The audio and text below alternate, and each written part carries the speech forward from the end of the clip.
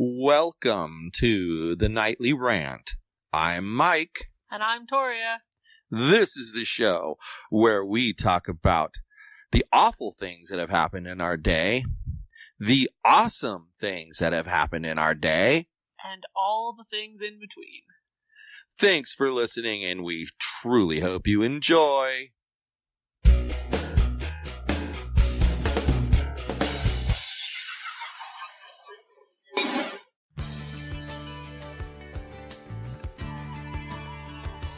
Do you miss the glory days of talk radio, where the hosts knew their stuff and were not spreading fake stories? What would it be like if those same hosts could speak their mind and not have to answer to management for it? I have just the thing for you. Spencer Hughes' Podcast Adventures is the new show from Spencer Hughes, formerly of Fox News Radio and a host of other places. For as little as $1 a month, you can have access to Spencer again. His insights will make you think, and his humor will make you laugh. This is your chance to help a man build his dream and support his family. Head over to patreon.com/Spencer Hughes today and subscribe to one of the several levels you can choose from. You will not be disappointed in the content you are going to begin receiving. Patreon.com/Spencer Hughes. Adventurous content, the way radio used to be. You know, I've started a show this way before, but people never disappoint me.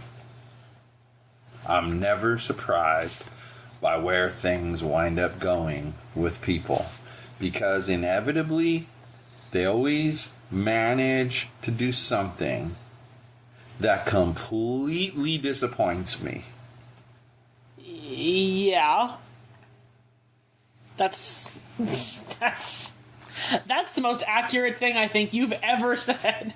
And you said a lot of really accurate things. Like, I'm always marveling because, like, there's all of these, like, digital marketer people, and in order to get all of the work done that they need to do, they hire these, you know, pretty inexpensive virtual assistants, and they claim, like, oh, my virtual assistant runs my Facebook group, and he does this for me, and he does that for me, and he's so perfect. And I say to myself, you know, I've always said to myself, there's a reason why someone costs $3 an hour. Right. I mean, I get it. They live in another country, but, I mean, let's take, like, today, for example. You know, I'm searching for a developer-type person, and I only want to pay a certain amount of money. So I know I'm not going to get the top-notch, highest quality, but what my idea behind this is that I'm going to have that person write code, then I'm going to go and test the code, and then I'll fix the things that don't work. That way they do the heavy lifting, I do the touch-up. It's kind of like, right. It's kind of like if you were to consider like a person who is really good at doing the finishing on painting a house. So they hire a crew to come in at a cheap rate to paint the whole house. Right. And then all they do is the finishing part. So they save time and money. Exactly, because they pay the cheaper rate, and then all they have to do is the Right. touch-ups and stuff. But I also noticed that people from similar countries to some of these virtual assistants, they still charge $30, $35, $40 an hour. And yes, that's cheaper, way cheaper, than an American-based developer or a Canadian-based developer, but it isn't $4 an hour. There are virtual assistants from the Philippines who charge more than I do. So okay. They exist. Once when I worked for the restaurant delivery service, we had this code base that was huge, and it ran our system, and it was written in a language called Visual Basic. And quite honestly, the developer who wrote the code wasn't then, and still isn't now, really that up to date on the modern technology practices. Okay. So, like, his security system was really weird, and, like, how his security system worked was really weird. But it worked. I mean, he thought it through, and it worked. And it's one of those things that, like, someone with more experience would probably say, oh, it's a little too overcomplicated, and it could have been done easier this way. Like I'll give you an example. Okay? What I used to do in Visual Basic applications was if there were 12 buttons on a form and your security level only was allowed to get to 3 of them, there would be zeros in line for the buttons that you're not allowed to have, and there'd be ones for the buttons you are allowed to have in a string. And I'd pull it back from the database, and I'd walk through them. Okay, button number 1 is a 0. You can't have that one. It's removed from the form, etc. Well, he did something very different from that and made it way more complicated. But what I'm getting at is we had a particular partner who was cheap. And he knew we needed to get more work done by hiring some offshore developers. And so he found this guy who was $4 an hour. Wow. Well, we decided to try him on a trial basis. And he did a project for us. And I got the code back. And because he didn't know how to step through the code like a developer should know how to step through the code. Like, for instance, if I don't have the security for something, I put a break where the security check is.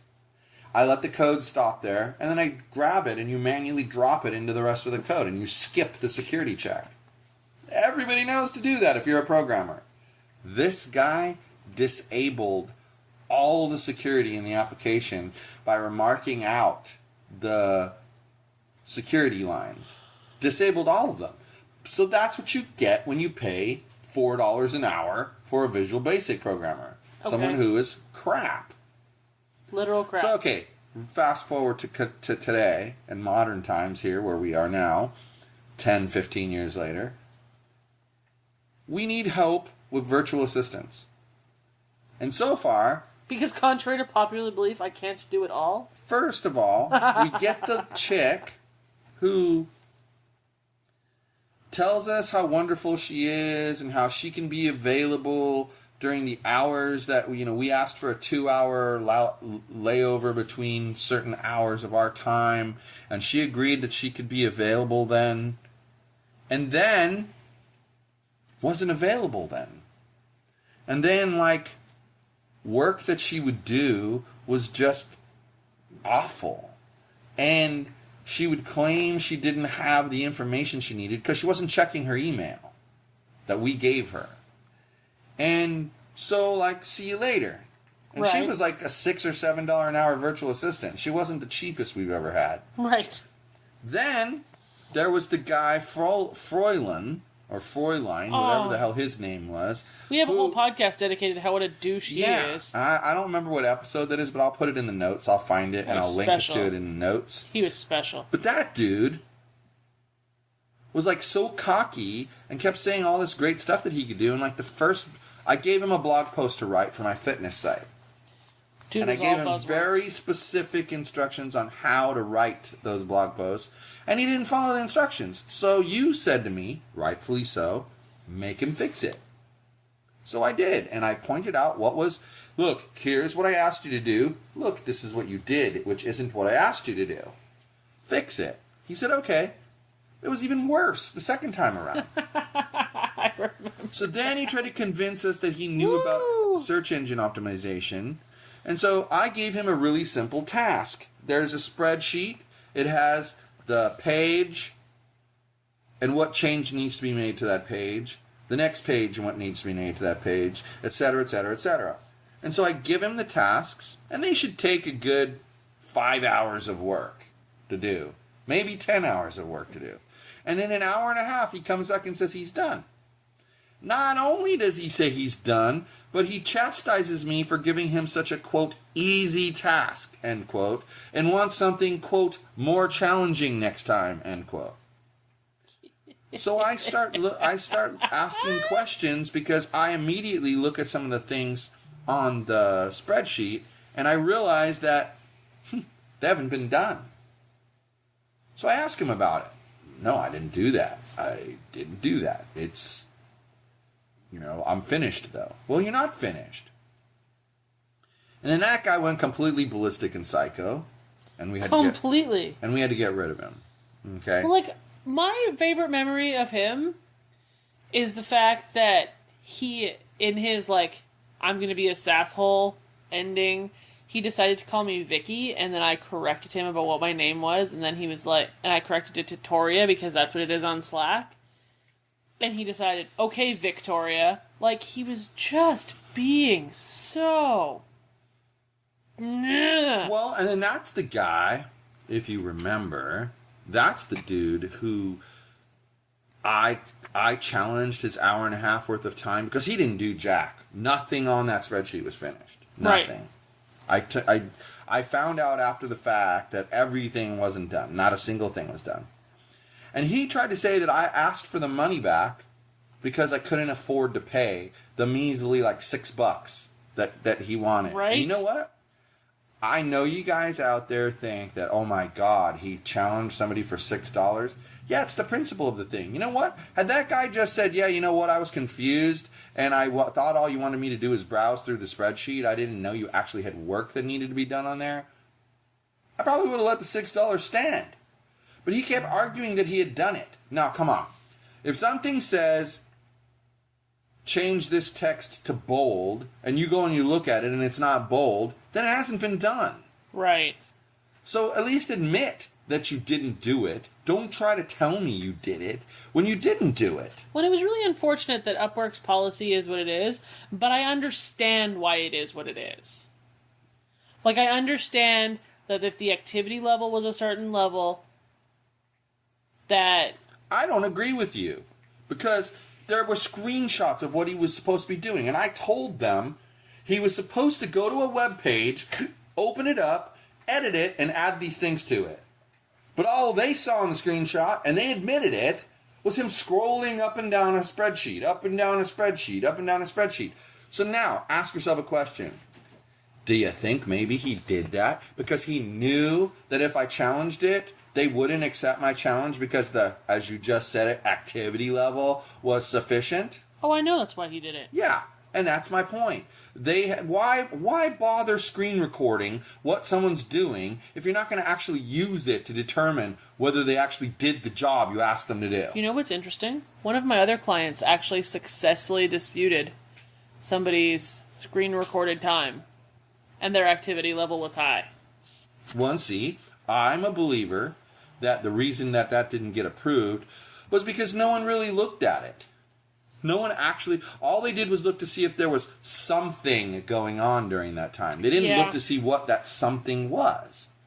Now, okay, so there's that guy. But then, we have this guy, you know, back when we hired the one lady that ended up getting replaced by the lady that couldn't do the job. Right, the one... We hired them both at the same time because what we were trying to do was try them both out and then either keep them both or pick one that was the best. And she was really good. She just couldn't work for us anymore. Well, but we don't know if she really was really good because even the guy that I'm about to mention, Willie... Hi, Willie, I know you listen. I see the stats. I know you listen. So hopefully you'll listen to this and maybe learn something because I'm not going to be mean. I'm going to be honest. Oh, so I'm not allowed to talk right now. I see. So here's the thing. We hire this guy, Willie, and like, he's like super friendly. He's like he's trying to get to know us better. He's, you know, when you ask him something, he's very respectful and things are getting done on time. And you keep giving him more and more work because he keeps completing more and more work. Yeah, it was great. And everything looks fantastic. I was very happy. Until about 2 months into the whole deal.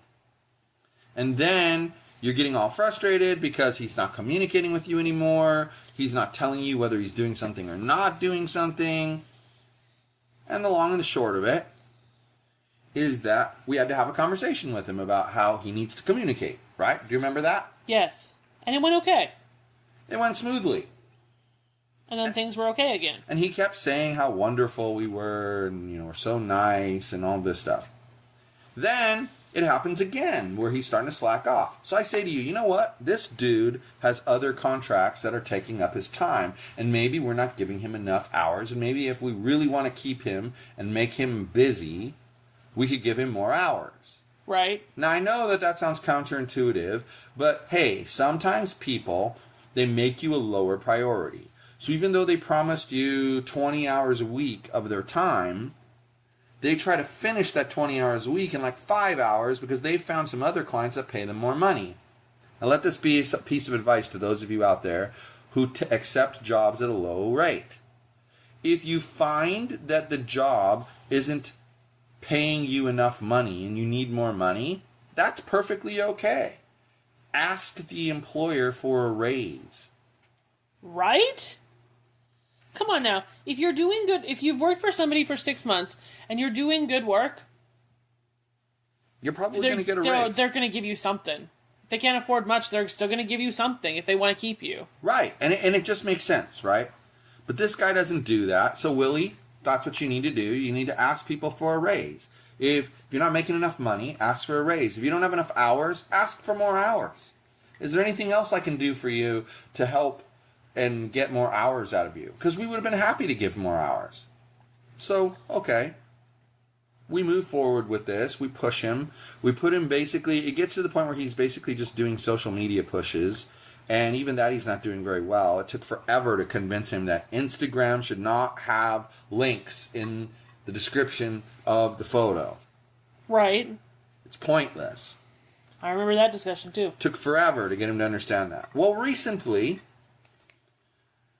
I woke up after you. You were super early up in the morning. And you came out here in the living room. And I come out and you're like, look at your Slack messages. And I'm like, why? Just look at your Slack messages. So I look at the Slack messages. That's too angry to describe it again. I'm like, oh my gosh. You're in there saying that you hadn't done some task from July 6th that was supposed to be done on July 6th, still not done. He never said anything about it.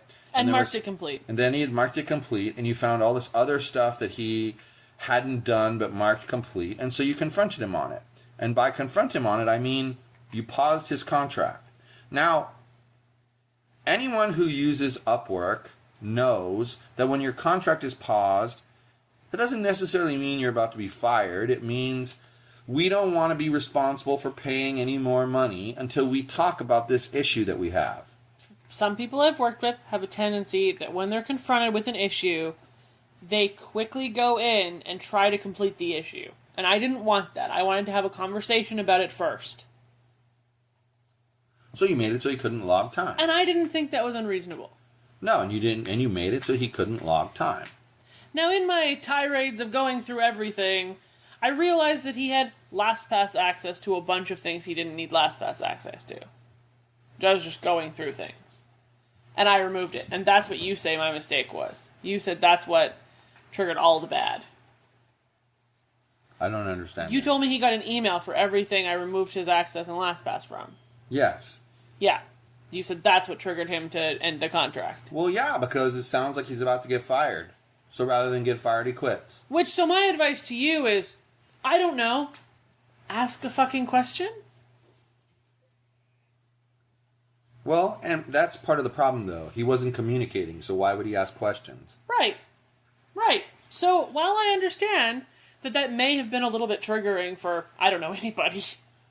But then he goes and he rates us. That's the interesting thing. Like Upwork has this rating system, and you can't see what you've been rated until you rate the other person. And he went through and rated us a 2.5. Do you know that 2 weeks ago, he was telling me how much he liked working with us? And how he thought the Instagram stuff was going really, really well, and how happy he was working with us? Maybe 3 weeks ago.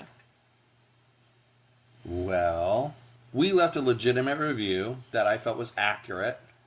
I mean, we were honest.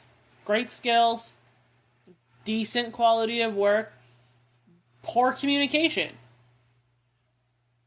Well, and this was before you figured out how many things he marked complete that he didn't complete.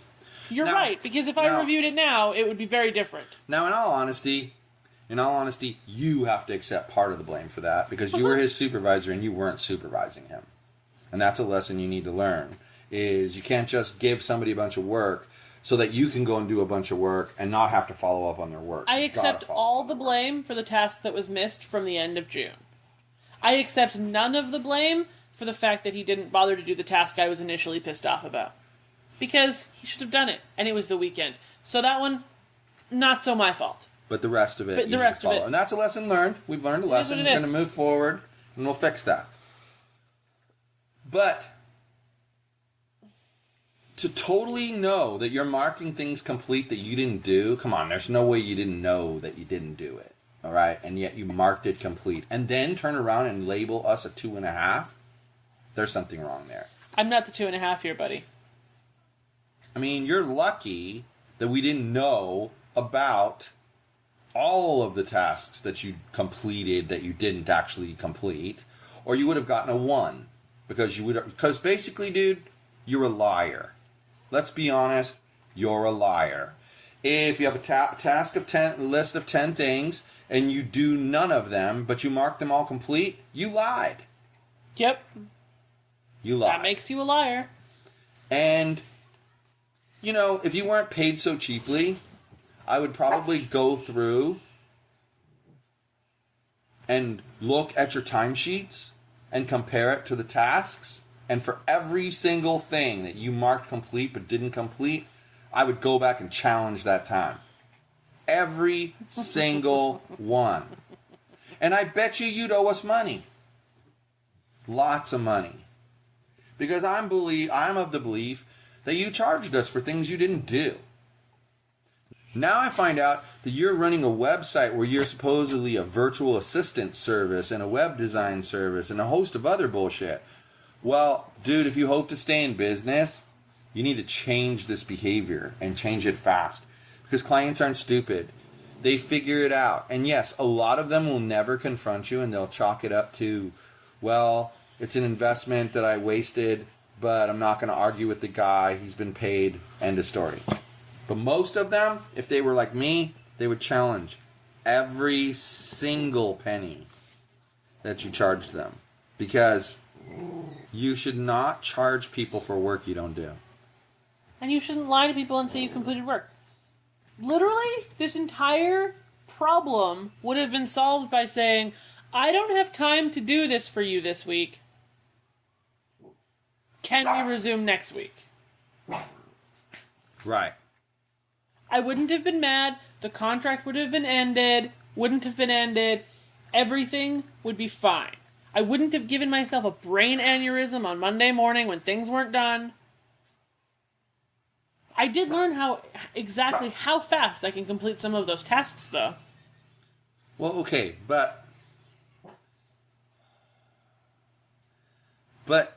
the point is, why do people do this? Like, it's not the first, second, third, or even 10th time I've seen something like this where, I mean, how about the mobile groomer who we call him like 50 times, I'm not even exaggerating, and finally I make one more call, and he calls me like on a Monday, Yeah. and he says, well, I'm going out of town Wednesday late afternoon, but I could come Wednesday at 7 a.m. if 7 a.m. is good for you. If it's too early, well, then I can't do anything until I come back. Yeah. And so we make the appointment, and he just doesn't show up. Doesn't show up. Doesn't call, doesn't answer text. The excuse that I hear is, oh, well, he isn't very good at maintaining his schedule.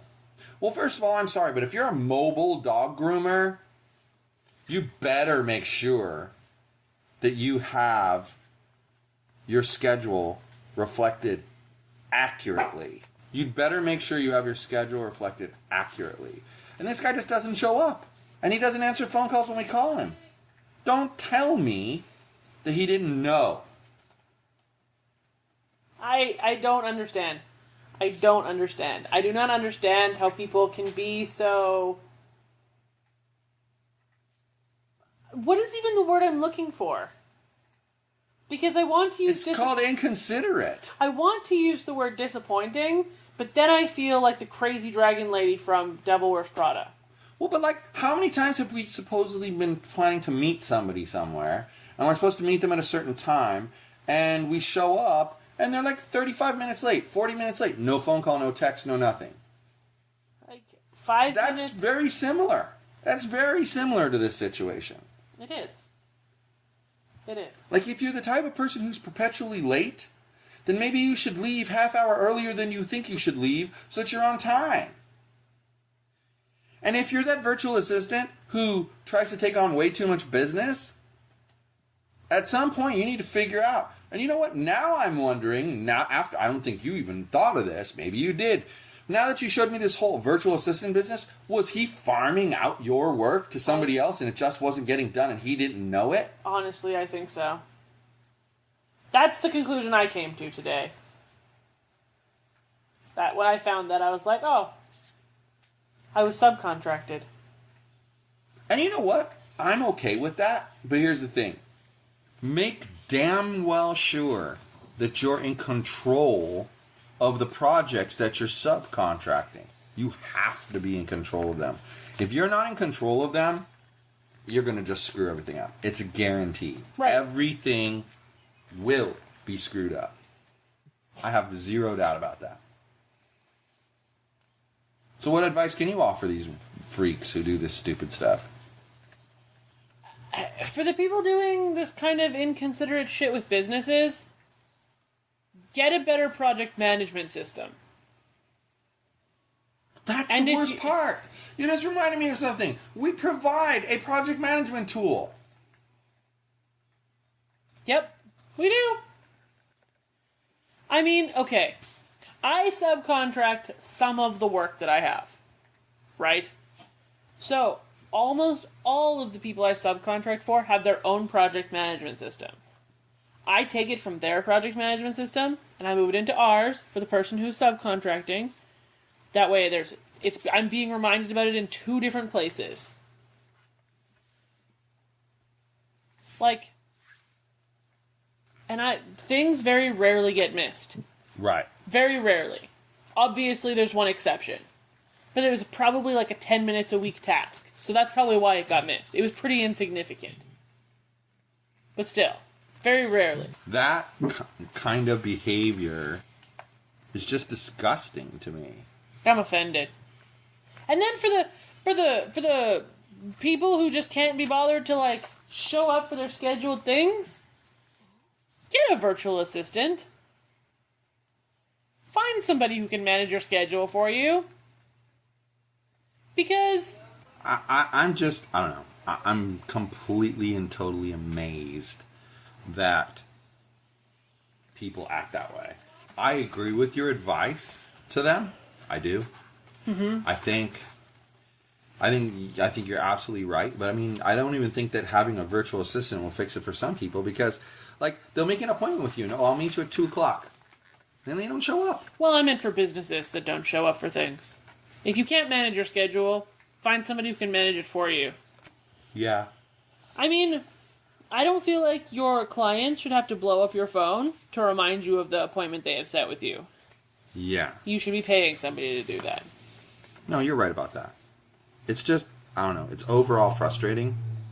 And you know what? It honestly took all the way from Monday, so it's been a few days, for me to even be able to articulate how angry I am about the situation.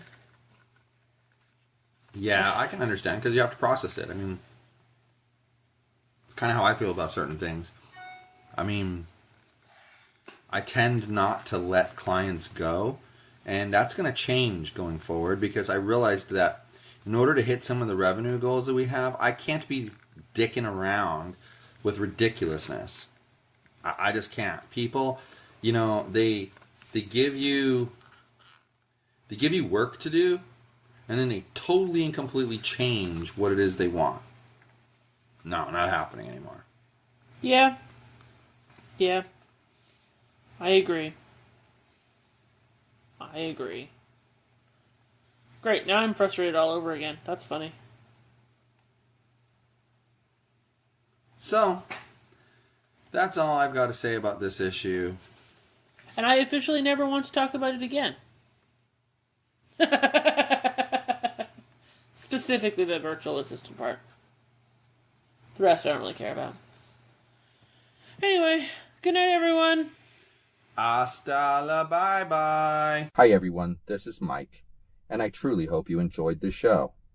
You're able to subscribe to this show on iTunes, Google Play, and Stitcher so as to never miss an episode. If by chance you did miss an episode here or there, you can catch up on all shows, past and present, by heading over to yogispodcastnetwork.com/TNR show. Thanks for listening.